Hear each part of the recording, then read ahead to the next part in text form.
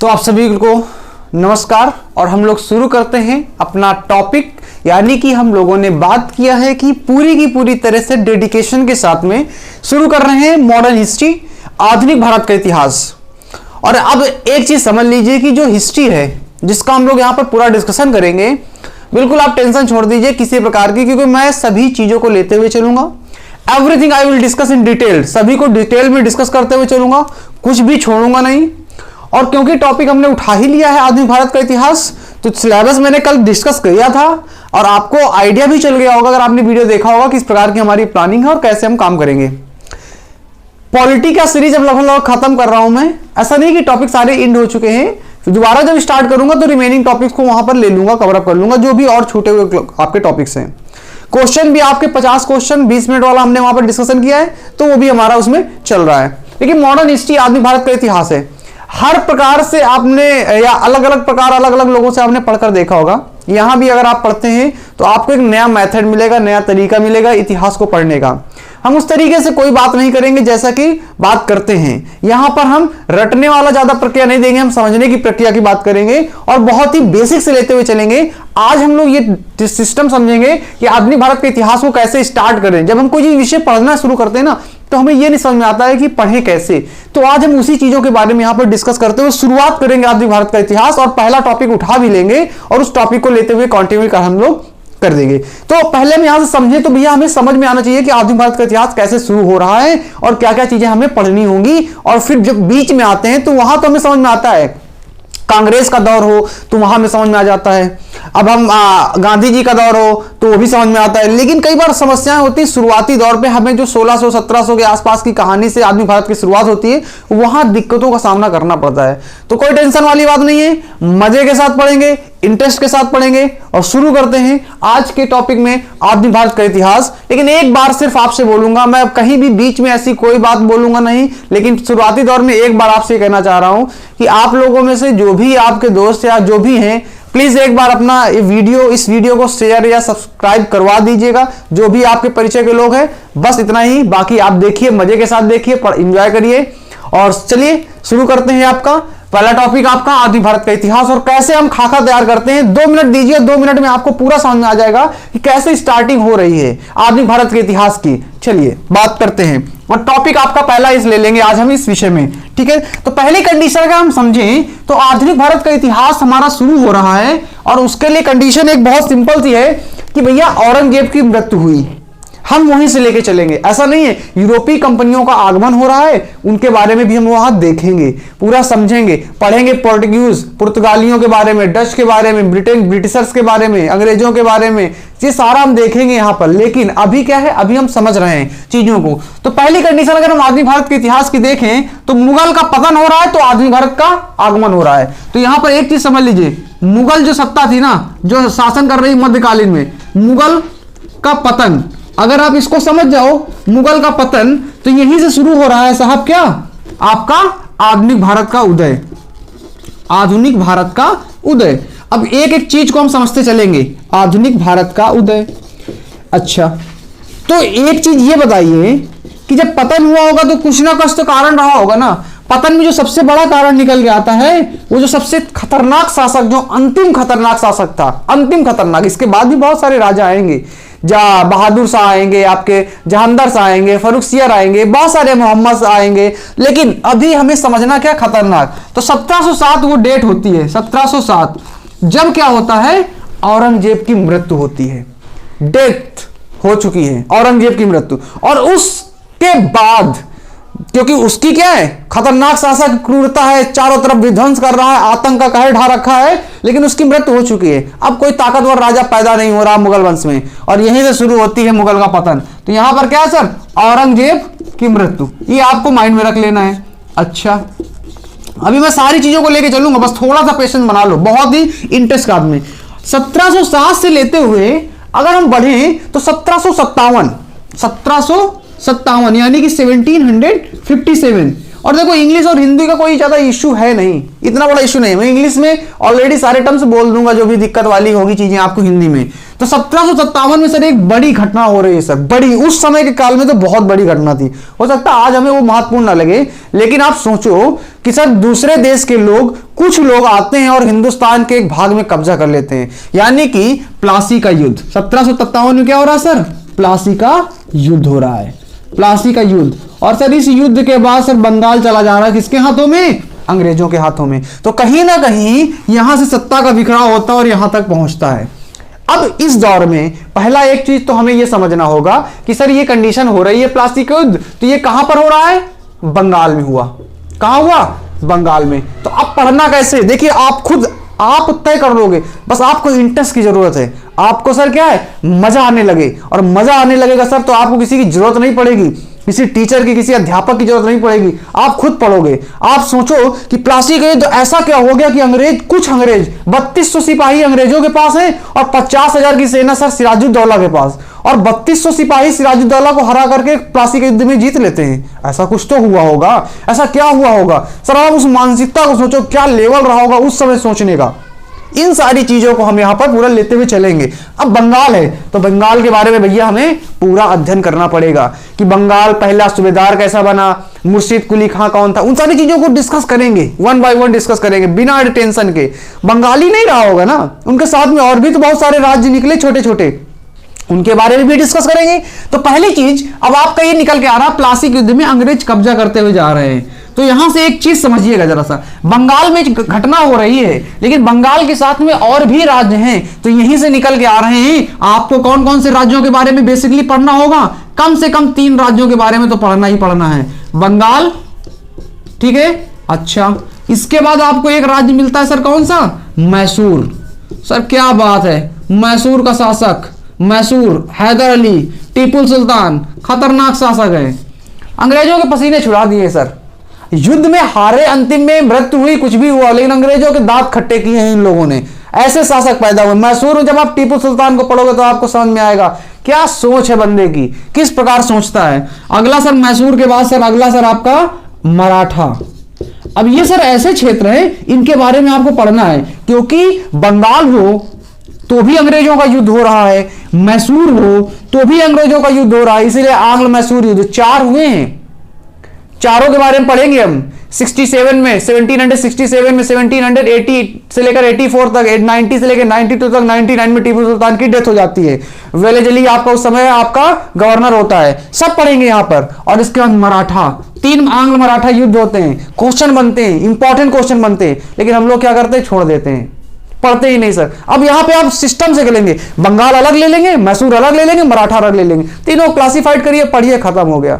ये देखेंगे हम यहां पर। इसके साथ में अगला, क्योंकि ये तो हो ही रहा है, अब औरंगजेब के टाइम पीरियड में सर विद्रोह हो रहे हैं, और तो यहां से हमें किस चीज के बारे में और पढ़ना है? यहां पर और भी विद्रोह हुए, उन विद्रोहों के बारे में जरा समझ लेते हैं। विद्रोह कौन कौन से हो रहे हैं सर आपके? आपको यहां पर थोड़ा सा समझना है। पहली कंडीशन आपको देखा होगा, सिख विद्रोह कर रहे हैं, सिख, ये भी तो विद्रोह कर रहे हैं साहब, सिख विद्रोह कर रहे हैं, जाट विद्रोह कर रहे हैं। तो यहां पर हम जाटों के बारे में जो युद्ध हुए उनके बारे में पढ़ेंगे। और कौन सा विद्रोह कर रहा है यहां पे? यहां पर आपको दिख रहा होगा राजपूतों के बारे में, उनका भी युद्ध चल रहा है। यहां से सब कवर अप करते हुए हम लोग यहां से निकल के आएंगे और इनको देखते जाएंगे। कुछ तो कारण रहा होगा जो इनके विद्रोह इधर उत्तर भारत में युद्ध हो रहे हैं, उत्तर भारत में समस्याएं पैदा हो रही हैं, तो इसको भी हम कवर अप कर लेंगे। और जब इस तरह की चीजें हम कवर अप कर लेंगे तो हमें जैसे ही आधुनिक भारत की शुरुआत हो रही है वहां से चीजें समझ में आना शुरू हो जाएंगी। यहां पर हैदराबाद भी हम देख लेंगे, हैदराबाद के बारे में भी आपका निजाम, पूरी कहानी।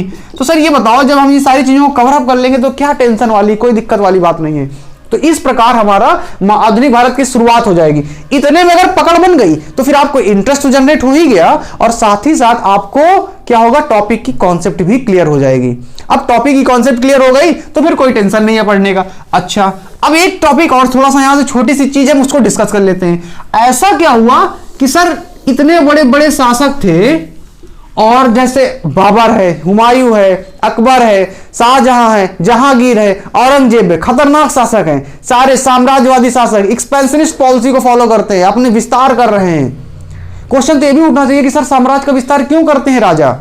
आज तो कोई देश नहीं कर रहा है, उस समय क्यों कर रहे थे, क्वेश्चन उठना चाहिए। फिर हमका इसका पता चलता है कि उस समय सर जो आपका पैसे का सोर्स है वो क्या है, टैक्स है, और टैक्स जितना आएगा उतना ही राज्य के राजस्व बढ़ेगा, और टैक्स कृषि में आधारित था, इसलिए जितना एरिया होगा, क्षेत्र होगा, उतना ही अधिक से अधिक टैक्स आएगा क्षेत्र के। तो यहां से पता चलता है कि सर ये साम्राज्यवादी क्यों थे, अपने इंपरर को बढ़ाना क्यों चाहते थे, उसका एक कारण ये भी था।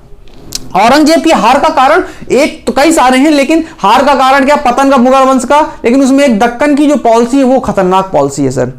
12 वर्षों तक दक्षिण भारत में पड़ा रहा किसको, शिवाजी, टीपू सुल्तान, शिवाजी को पकड़ने के लिए। अब आप सोचिए शिवाजी को पकड़ भी लोगे, लेकिन दक्कन में मिलेगा क्या तुमको, वहां कौन सी खेती करोगे, पहाड़ी एरिया है, पहाड़ी एरिया में कुछ मिलना है नहीं, लेकिन क्योंकि उसके अंदर गुरूर था इसलिए वो कर रहा था। तो कहीं ना कहीं कारण थे। अच्छा, मुगल के पतन के कारणों में अगर हम चर्चा करें तो वन बाय वन हम थोड़ा सा चर्चा कर लेते हैं, जिससे थोड़ा सा माइंड में आपकी कॉन्सेप्ट भी क्लियर हो जाए। तो हम यहां पर एक चीज लेते हैं, आई थिंक ये समझ में आ रहा होगा आपको चीजों को, कैसे हम यहां पर शुरुआत करेंगे। तो इसको आप नोट करते चलो, सबसे बेस्ट प्रायोरिटी आपकी देखिए नोट करना होना चाहिए। अगर आप नोट नहीं करोगे, मैं नोट्स प्रोवाइड करूंगा, उसकी टेंशन नहीं है, क्वेश्चन भी मैं लगवाऊंगा जैसे कि मैं पॉलिटी का लगवाता रहा। लेकिन यार एक चीज सोचो, अगर आप खुद के अपने हाथों से नोट्स बनाओगे, आप उसे आधे घंटे में पूरा रिवाइज कर सकते हो। यह फायदा होता है नोट्स का। अब उसको पढ़ने के बाद आप किसी एक पेज में फिर से, जैसे आपने कोई नोट्स बनाया, इसके बाद आपने नोट्स बनाने के बाद जब रिवाइज कर रहे हो तो रिवाइज करते समय कुछ पॉइंट आपको याद होंगे, कुछ नहीं याद होंगे। जो पॉइंट नहीं याद है वो किसी दूसरे एक पेज में फिर नोट कर लो, तो आपके पास पूरा का पूरा चैप्टर 10-5 पेज का केवल आधे पेज में हो जाएगा। उसको जेब में डाल लो, कहीं भी डाल लो, या कहीं भी आप रख लो, इसके बाद आप उसको एंजॉय करो, क्या दिक्कत है। तो नोट्स बनाना बहुत जरूरी है। आप क्या करते हैं सर, केवल सुनते हैं, नोट्स नहीं बनाते पीडीएफ के चक्कर में। सर ऐसा नहीं होता है, मैं दूंगा, वो मेरा काम है, मैं आपको पीडीएफ प्रोवाइड करने का प्रयास करूंगा सारी चीजों का। लेकिन आप ये सोचो, अगर नोट्स के दम पे ही सब कुछ होता तो जिन जिन के घर में टॉपर्स पैदा होते हैं या निकलते हैं, अगला टॉपर भी उन्हीं घर से निकल आए, क्योंकि नोट्स तो उनके पास है ही ना। क्यों नहीं निकल पाते हैं, क्योंकि नोट से कुछ नहीं होता है साहब, नोट से कुछ नहीं होता है, करने से होता है। मतलब करने से, बाबा रामदेव भी कहते हैं करने से होता है। तो करोगे तो होगा, मतलब लिखोगे तो होगा। चलिए हम बात कर लेते हैं थोड़ा सा इसकी, और यहां पर हम आपको बताते हैं कि कैसे आप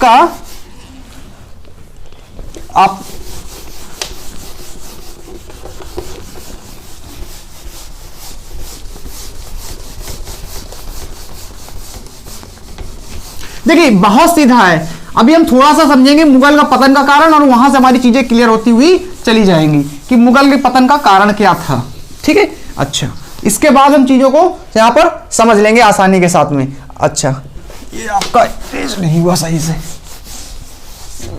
चलिए अब हम लोग समझेंगे कि आपका क्या ऐसा कारण था जिसकी वजह से मुगल का पतन हुआ। बहुत सीधे सीधे कारण हैं, 4-5 पॉइंट में डिस्कस करूंगा और फिर सीधे मुद्दे पे आ जाऊंगा। मुद्दे पे तो ये भी इंपॉर्टेंट है, पता होना चाहिए सर, इतना बड़ा साम्राज्य सीधा खत्म होता चला जा रहा है, ऐसा कुछ तो हुआ होगा ना। तो पहली कंडीशन अब याद रखिएगा, मुगल के पतन का कारण में क्या है, मुगल के पतन का कारण क्या है। पहला पॉइंट आप याद रखिएगा सर, मुगल के पतन के कारण में सबसे पहली चीज क्या है सर, कोई भी उसके बाद ताकतवर राजा ही नहीं पैदा हो रहा है सर। सब राजमहल में सर अनारकली का डांस दे रहे हैं, मस्त है, मदिरा पी रहे हैं। अब ऐसा अगर आपका स्वभाव होगा तो सर आपका साम्राज्य थोड़ा ना चलने वाला है, सेना विद्रोह कर देगी आपके खिलाफ। क्यों सर आपकी सेवा करे वो, क्योंकि राजा कमजोर है। तो यहां पे आप लिखोगे क्या है सर, राजा कमजोर हुआ। पहला, राजा कमजोर हो गया साहब। क्या हो रहा है, राजा कमजोर हो गया। अच्छा, क्या सिर्फ राजा के कमजोर होने से, हाँ फर्क तो पड़ता है, लेकिन एक कारण तो नहीं रहा होगा ना सर, दूसरा और कोई भी तो कारण रहा होगा। दूसरा कारण है सर कि राजा कमजोर तो हो रहा है सर, लेकिन उसके साथ साथ में आपको यहां दिख क्या रहा है कि सर कोई भी टेक्नोलॉजिकल चेंजमेंट नहीं आ रहे हैं, कोई भी यहां पर प्रौद्योगिकी में चेंजमेंट नहीं, वही पुरानी व्यवस्था सर, हथियारों की प्रयोग करते हुए चले जा रहे हैं। अंग्रेज कहां से आ रहे हैं सर, ब्रिटेन से, नई टेक्नोलॉजी के साथ आ रहे हैं, तो बारूद का प्रयोग कर रहे हैं सर। और यहां पे हम क्या कर रहे हैं, तलवारों से युद्ध लड़ रहे हैं। अरे सर तलवारों से अब नहीं जीता जा सकता है। तो दूसरा कंडीशन क्या है, नो टेक्नोलॉजी का प्रयोग नहीं किया इन लोगों ने, टेक्नोलॉजी का प्रयोग नहीं किया, नो यूज ऑफ टेक्नोलॉजी का प्रयोग नहीं किया। अच्छा, बस आपको थोड़ा समझना है, इंडिकेशन दे रहा हूं मैं, नहीं हुआ मैं इसका डिटेलिंग नहीं लेके आऊंगा आपको, लेकिन क्या डिटेलिंग में डिस्कशन कर रहा है इसके बारे में नहीं, लेकिन थोड़ा सा आइडिया होना चाहिए। तीसरा और क्या कैसा कारण रहा होगा, कुछ तो और रहा होगा ना सर। इसमें एक और बड़ा कारण यह रहा कि सर इसने आपकी जो भी धार्मिक नीतियां सर औरंगजेब की, वो धार्मिक नीतियां खतरनाक हो गई। जजिया कर लगा रहा है सर, जजिया कर लगा रहा है, तो मुसलमान तो चलो ठीक है, लेकिन जो गैर मुसलमान है उनके खिलाफ जब जजिया कर लगाया जाएगा तो कहीं ना कहीं सर विद्रोह की भावना जागृत होगी और राजा कमजोर होगा, जनता विद्रोह भी करेगी, और अंग्रेजों ने इसका समर्थन किया, मतलब इसका फायदा उठाया। तो यहां पर क्या है, धार्मिक कर,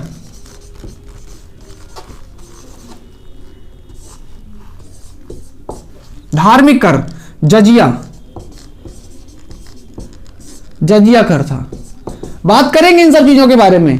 क्या सर इतना है क्या सर, और भी तो है। साम्राज्यवादी नीति, साम्राज्यवादी क्या सर, साम्राज्यवादी, ये तीसरा हो गया सर। साम्राज्यवादी नीति आपकी क्या है, एक्सपेंशनिस्ट पॉलिसी, एक्सपेंशनिस्ट पॉलिसी,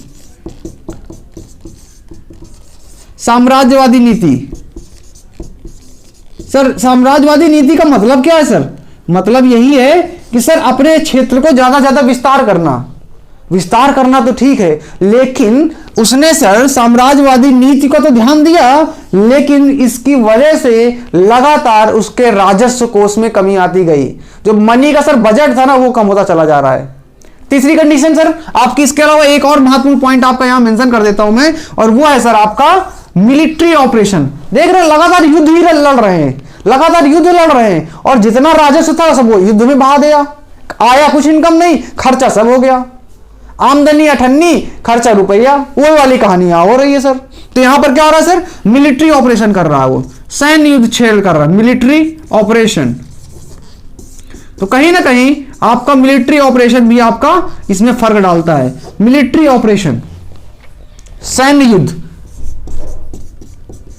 और इन सब के कारण सैन्य आपके ऑपरेशन, तो कहीं ना कहीं इन सब की वजह से उसके यहां लगातार आपका कमजोर होता गया, साम्राज्य कमजोर होता गया, कमजोर होता हो गया, और औरंगजेब की मृत्यु के बाद तो फिर उसको कोई संभाल ही नहीं सका।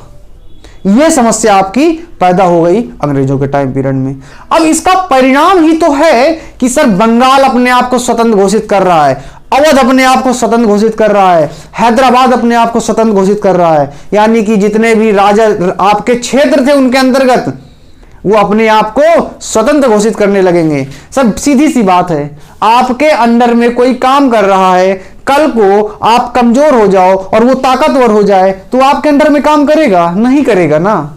वही कंडीशन तो यहां भी हो रही सर।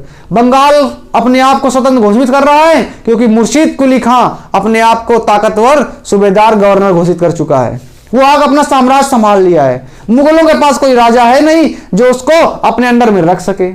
ये समस्याएं आना शुरू हुई, तो कहीं ना कहीं ये आपका प्रभावित कर रही है। अब हम लोग सीधा बात करेंगे टॉपिक उठा करके, क्योंकि हम लोगों ने बेसिक आइडिया क्लियर कर लिया है कि भैया हिस्ट्री की शुरुआत मॉडर्न भारत की, आधुनिक भारत के इतिहास की हो कैसे रही है। तो अब हमारा टॉपिक होगा जो भी क्षेत्रीय ताकतें हैं, क्षेत्रीय ताकतों में ही तो है ना सर, ये आपका बंगाल, आपका मैसूर, आपका मराठा, तो इन सबको हम वन बाय वन लेते हुए चलेंगे। प्लासी का युद्ध, बक्सर का युद्ध, सारी कंडीशन लेंगे। तो टाइमलाइन बना लेते हैं, आपके दिमाग में बैठ जाए कोडिंग कि भैया कब से कब कौन कौन सी घटना हुई, उन सारी चीजों को हम लेके लेंगे। इसमें कोई बड़ी चीज है ही नहीं। चलिए थोड़ा सा डिस्कस कर लेते हैं इसके बारे में।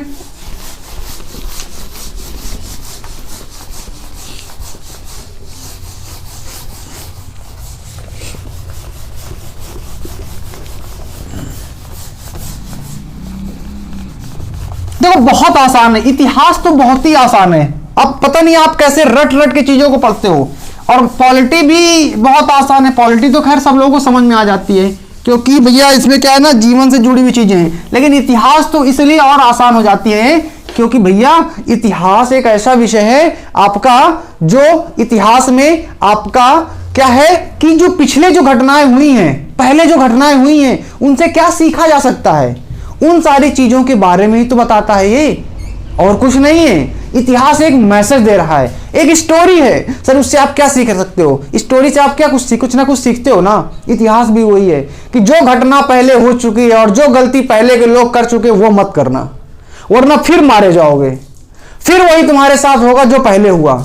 अंग्रेजों ने तुम्हारे साथ 250 वर्षों तक शोषण किया है, तो आप समझ लो क्या गलती थी आपकी। इसके आधार पर आपको चलना होगा। तो चलिए बात करते हैं, यहां से हम लोग टॉपिक को थोड़ा सा कवर अप करते हुए और बंगाल को जरा देखते हैं कि भैया बंगाल आपका क्या कहानी हुई है बंगाल में। क्लियर? बंगाल के बारे में कहानी थोड़ा सा देख लेते हैं। अब बंगाल जो है ना सर, बंगाल जो है ना सर, वो आपका, इसको थोड़ा सा इरेज कर देता हूं मैं, क्योंकि यहां पर आपका काफी कुछ गंदा लग रहा है।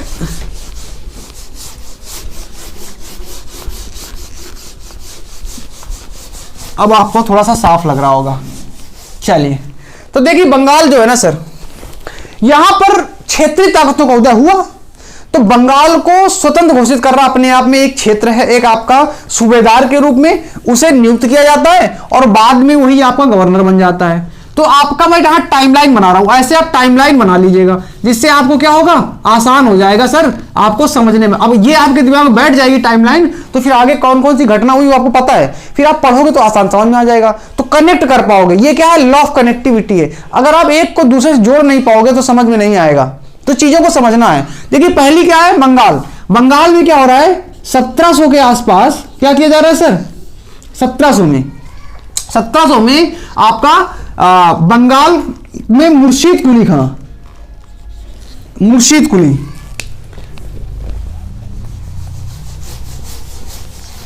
देखिए मुर्शीद कुली 1700 में आपका मुर्शीद कुली को क्या किया जा रहा है सर, आपका गवर्नर नियुक्त कर रहे हैं। लेकिन उस समय दीवान सूबेदार के रूप में किया गया, मुर्शीद कुली। क्या बनाया गया सर इसको, इसको सर बनाया गया दीवान, या कह सकते हो सूबेदार। कहां का, बंगाल का। अब ऐसे ही आप लिखते जाना, ऐसे ही नोट्स बनाना आप, तभी आपको समझ में आएगा। सूबेदार तो है, कहां का है, बंगाल का, हिंट कर लिया, कोई दिक्कत नहीं।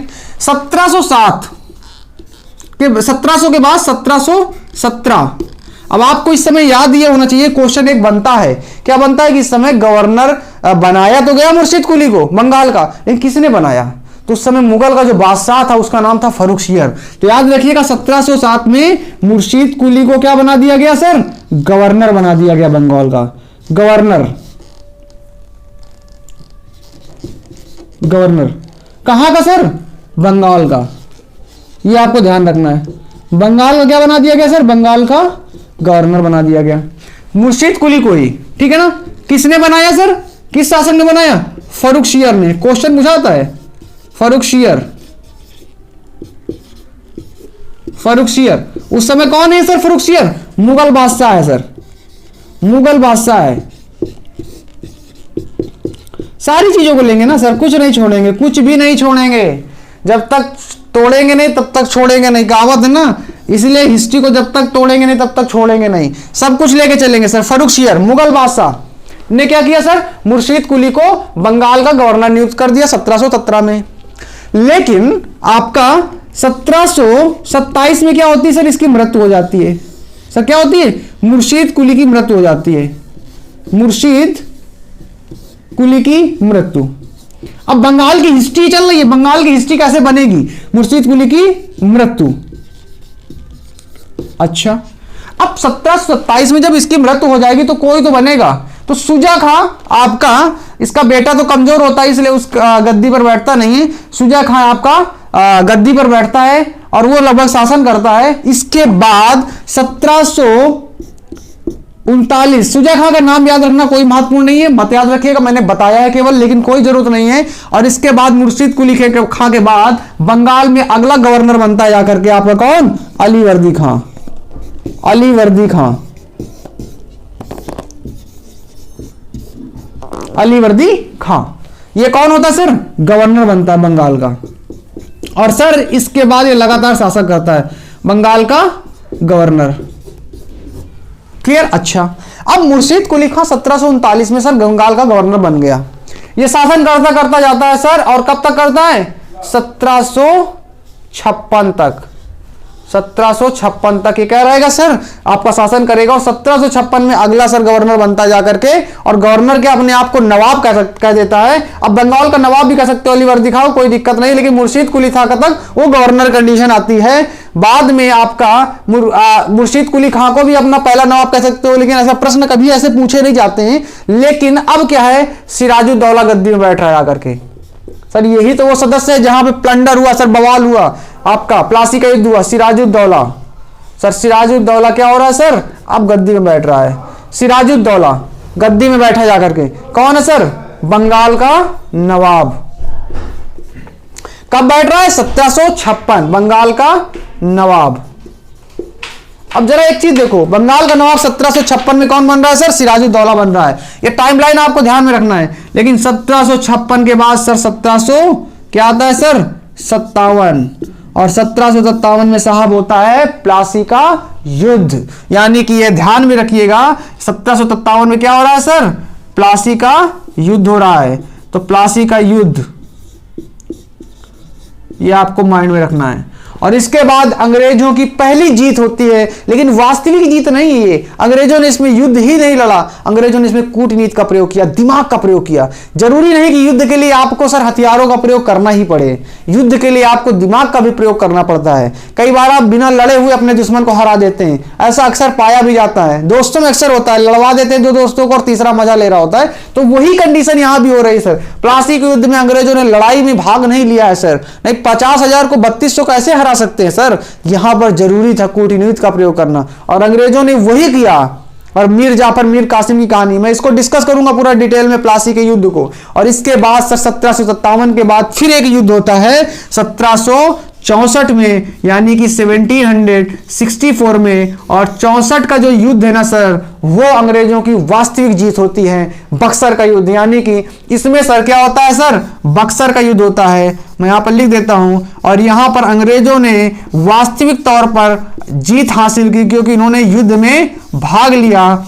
और इस युद्ध में यह तय हो गया कि अब तो भैया पूरे देश में शासन करने की ओर अंग्रेज बढ़ चुके हैं। क्योंकि इस युद्ध में सिर्फ उन्होंने बंगाल को नहीं हराया, सिर्फ बंगाल को नहीं हराया, सिर्फ अवध को नहीं हराया, बल्कि मुगल बादशाह को भी हरा रहे हैं, शाह आलम द्वितीय को भी हरा रहे हैं।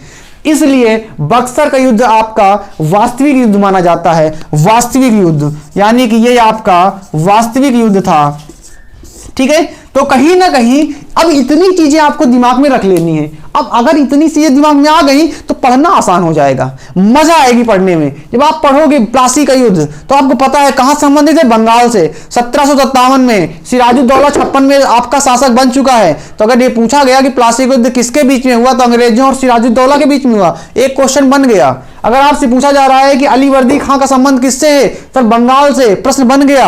आपका पूछा जा रहा है मुर्शीद कुली खां कहां का गवर्नर था, बंगाल का है, प्रश्न बन गया सर। किसने बनाया है सर, फर्रुखसियर ने बनाया है। फर्रुखसियर कौन है, मुगल बादशाह है। इसका टाइम पीरियड में डिस्कस कर लूंगा, कभी उसको टाइम पीरियड लिखना चाहो लिख सकते हो। 1713 से लेकर के 1719 और 1770 में बनाया जा रहा, 1717 में गवर्नर बनाया जा रहा बंगाल का। तो दिख रहा है क्लियर कट, ये आपकी कंडीशन है। बक्सर के युद्ध किसके बीच में हो रहा है, अंग्रेज तो होंगे, लेकिन बंगाल की घटना तो बंगाल भी जुड़ा होगा। लेकिन सिर्फ बंगाल नहीं है यहां पर आपका हिंदुस्तान का सबसे बड़ा सम्राट जो उस समय मुगल का शासक बैठा वो भी भाग ले रहा है। तो इस प्रकार आपकी चीजें यहां पर आपकी शुरू हो जाएंगी समझने के लिए। मुझे ऐसा लग रहा है कि आपको समझ में आ रही होंगी चीजें। और अगर आपको समझ में आ रहा है तो आप कमेंट सेक्शन में कमेंट करके जरूर बताओ कि क्या समझ में आ रहा है और कैसा लग रहा है। जो मेरा इनिशिएट है, मैं चाहता हूं कि हिस्ट्री को आपके यहां पर ब्रेन में अंदर बिल्कुल एकदम डाल दिया जाए। इतिहास आप भूलो ना, अभी तो शुरू कर रहा हूं। अभी जब कैरेक्टर निकलेंगे एक से एक, आपको लगेगा कि क्या क्या बात है। शिवाजी जैसा कैरेक्टर आपको मिलेगा मराठा में, क्या बात है। अंग्रेज तो पीछे पड़े ही रहे सर, मुगल भी पीछे पड़े, इसके बावजूद भी सर अपने चरम पर पहुंच रहा है, पीक पर पहुंच रहा है। और बाकी फिर तो आगे तो भी सितारे बैठे हैं, आगे तो स्टार हैं। उन सभी नेताओं के बारे में बात करेंगे, उन सभी स्वतंत्रता सेनानियों के बारे में बात करेंगे। एक से एक पढ़े लिखे लोग हैं आपके।